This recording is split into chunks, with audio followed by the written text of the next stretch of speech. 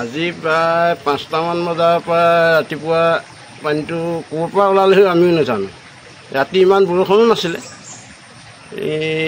কোন দিশৰ পৰা সোমালেহি এনেকৈ তাৰমানে এইবাৰে নহয়, আগতো বহুত কিবা আমাৰ এনেকৈ পানী বুৰি গোটেই বাৰী অনিষ্ট কৰি পেলাইছে। আমি সেই গতিকে এইটো বিভাগীয় কৰ্তৃপক্ষক বা চৰকাৰক জনাব বিচাৰিছোঁ যে ইয়াৰ এটা কিবা বিহিত ব্যৱস্থা কৰি দিলে আমি আমাৰ পৰিয়ালটো বা ওচৰ চুবুৰীয়াও উপকৃত হ'ব। পানী আৰু বাঢ়িবহে।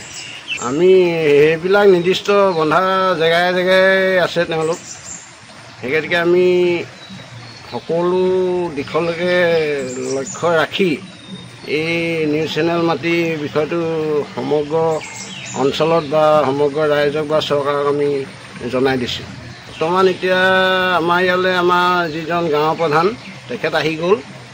তেখেতে আশ্বাস দিছে যে মই বিভাগীয় SDC মহোদয়লৈ হেৰিটো পঠিয়ালোঁ, গতিকে SDC মহোদয়ে আহিও নিৰীক্ষণ কৰিবহি। চৰকাৰক এইটোকে জনাম যে আমাৰ ক্ষতিপূৰণ কিবা এটা হিচাপে বিভাগীয় ফালৰ পৰা আমি পালে আমাৰ পৰিয়ালটো ভৱিষ্যত এটা উন্নতি আশা কৰিছোঁ।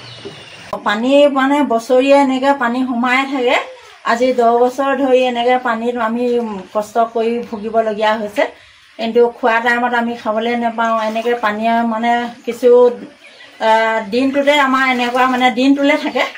আমি ওপৰৰ কৰ্তৃপক্ষক মানে গাঁওবুঢ়াক মাতি এনেকৈ জনাইছোঁ।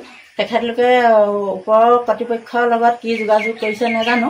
এতিয়ালৈকে আমি বৰ্তমান একো সহায় পোৱা নাই। গৰু ছাগলী হাঁহ এইবোৰ কুকুৰা হাঁহ পোৱালিবোৰ উটুৱাই নিলে আৰু গৰু ছাগলী আমি ওখ জেগাত বান্ধি ৰাখিছোঁ। ভাত মানে এতিয়া নাই, এতিয়ালৈকে আমি চাহে খাবলৈ পোৱা নাই। এতিয়ালৈকে আমি ভাত মানে কাৰোবাৰ ঘৰত সহায় বিচাৰিবগৈ লাগিব।